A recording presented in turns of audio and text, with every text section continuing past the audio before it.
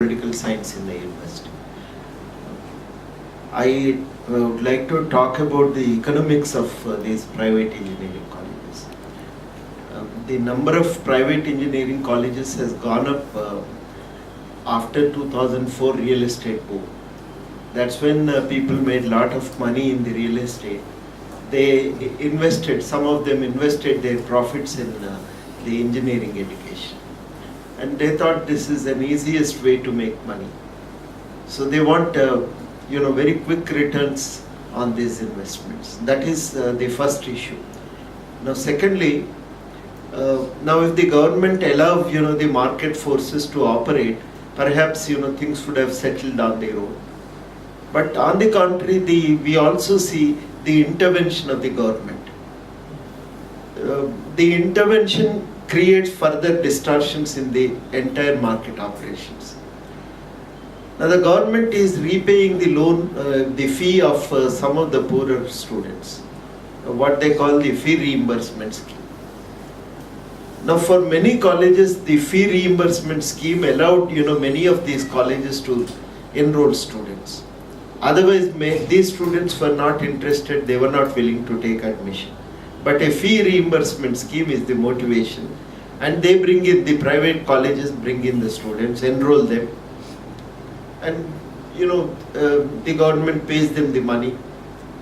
But then in order to make returns on this, they are also resorting to unhealthy practices. Some of them don't have adequate faculty, they don't teach, and they don't bother even if the students do not come to classes. So that is the whole problem. And if you abstain, you have to pay for some condonation fee, and that condonation fee is major part of their income. In some cases, it goes up to 50% of the annual income of a college. That's interesting. You don't have to.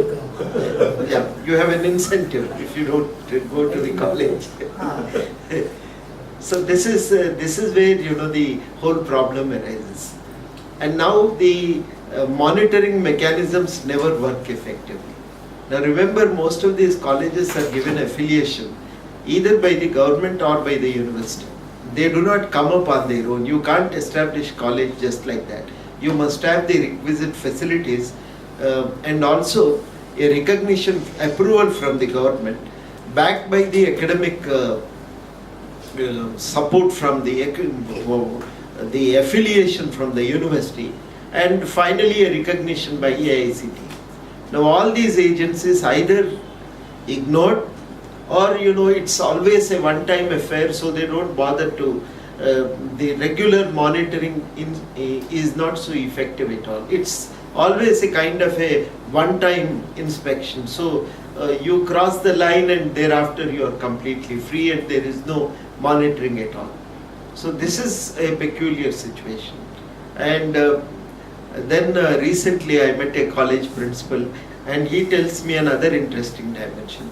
He tells me that those students who enter into these colleges are reasonably good, there is no doubt about it. But none of them go to any lab at all during their 2-year intermediate course. Most of the students go to corporate colleges. I think about 50-60% of the students in Hyderabad, they go to corporate colleges. And interestingly, the government, which makes fuss of these infrastructural facilities, looks the other way as far as these corporate intermediate institutions are concerned.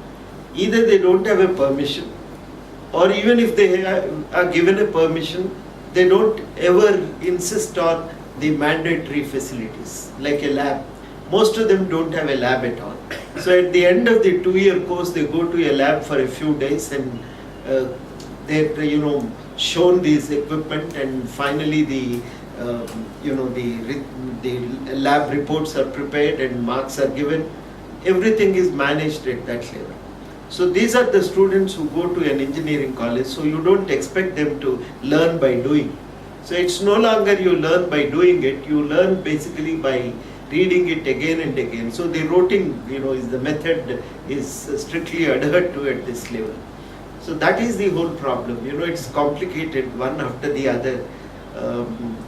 You complete your intermediate and then go to engineering, and that's when student gets a little freedom. all the while you are in a very highly regimented system. So you go at 8 in the morning and return back only at 8 in the evening, constantly under pressure to secure rank and secure marks. So when you get this freedom during the first year of their engineering course, they do well. They go to college and the effect of this regimentation continues for a while. But by the end of the first year, they learn to deal with this freedom. So they bunk classes. They do whatever they like. I'm not blaming the students. They were never given an opportunity to do things that they like to do. But at the engineering level, they get an opportunity. But most of the institutions really do not know, do not have the forums where students can articulate, a student can, exhibit their own creative talents. That's another problem. But wherever the colleges offer these facilities, the students, they're glued to the college and they are involved in a number of activities.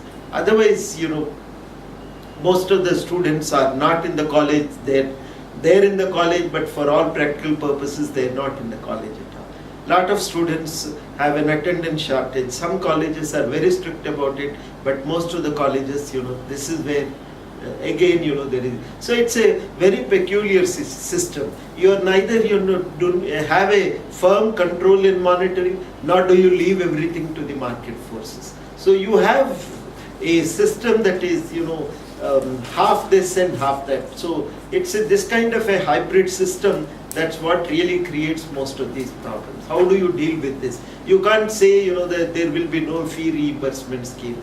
The moment it is withdrawn, many poor students will opt out of education. So that there will be a crisis because the government has not set up any institutions at all. After they had opened the JNTU, they have not started a new engineering college. Until 2006, there was no engineering college at all. And when finally government decides to open new engineering colleges, the politicians intervene and drag them to some far off place. The government sanctions an engineering college to Karimnagar, and Jeevan Reddy, being a very influential political leader, he takes it to Kondagattu. It's neither in Jagitiala nor in Karimnagar, no facilities at all. And the teachers are not willing to go. You cannot invite any expert for guest lecture. So that is a problem. And similarly, after a lot of pressure, the Y.S. Rajshekar Reddy government sanctioned a mechanical engineering college, and they planned to establish it in Godavari Khani. And Sridhar Babu intervenes and takes it away to Mantini. It's far away from the mining area. So, in all the facilities that were available otherwise in Godavari Khani, the senior managers could have taught them. The engineers could have offered courses to these students. That opportunity is no longer available to them. So, this kind of interventions create lot of distortions. One must also learn to deal with these issues. And now, of course, the universities are starting engineering colleges. Kakatiya has one. And other universities, Shatavana University is now planning to start an engineering college. So, if the universities can establish and develop them into model institutions, perhaps there will be a pressure on the other private institutions. There are some private institutions which are doing extremely well, about 20-25 of them. And as far as the other institutions are concerned, you neither have the faculty nor even the basic facilities in order to run a college in the proper sense of the term. So that's really a problem.